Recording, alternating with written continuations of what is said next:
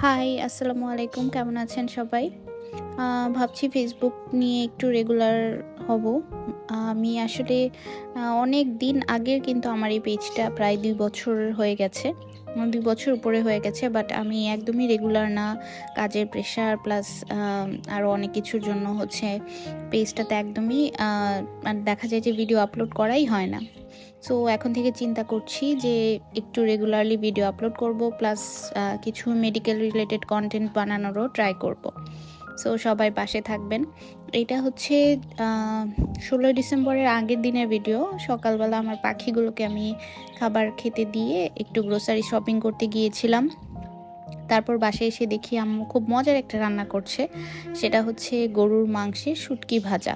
আমি জানি না আপনারা এটা খেয়েছেন কিনা, বাট এটা আমাদের অঞ্চলের খুব মানে ফেমাস একটা খাবার, আর আমার খুব পছন্দের। সো স্পেশালি আমার জন্য প্রতি বছরই এটা বানানো হয়।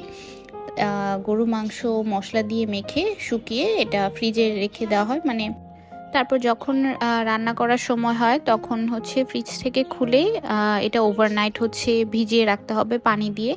তারপরে হচ্ছে প্রেসার কুকারে এটা সেদ্ধ করা হয়েছে। তারপরে এটা মশলাপাতি দিয়ে রান্না করা হচ্ছে। এর আগে একটু ঝুরি করে নেওয়া হয়েছে আর কি।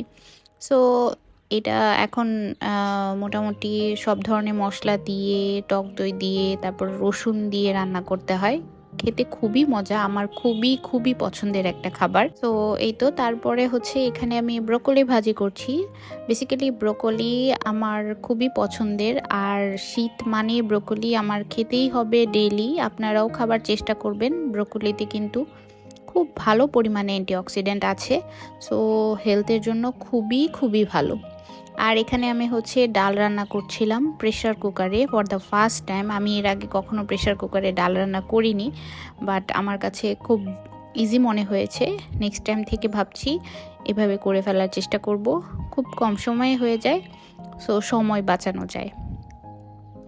তারপরে এখানে আমি ডাল রান্না করে ওই যে বাগার দিয়ে দিলাম, একটু পাঁচফোড়ন সাথে দিলে কিন্তু খুব মজা হয়, আর একটু ঘি।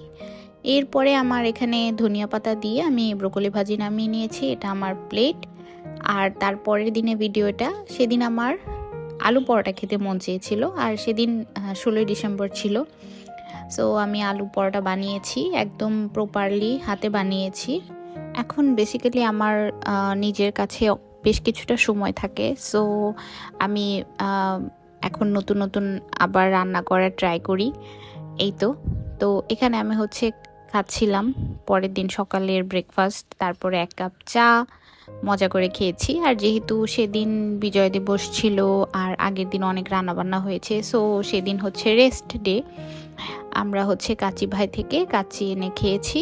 তারপরে বিকেলের দিকে একটু বের হয়েছিলাম, মানে সন্ধ্যার দিকে আর কি, জাস্ট একটু ঘুরে দেখার জন্য আর কি। তেমন কোনো প্ল্যান ছিল না বের হবার, জাস্ট রাতেবেলা একটু ঘুরে দেখছিলাম আর কি। এই তো তারপরে বাসায় এসে আবার খুব মজার একটা খাবার বানাইছি, সেটা হচ্ছে কোফতা কারি। এটার রেসিপি আমি অন্য আরেকদিন শেয়ার করব। আজকের ভিডিওটা এখানেই শেষ করছি। সবাই ভালো থাকবেন। Thanks for watching. আল্লাহ হাফেজ।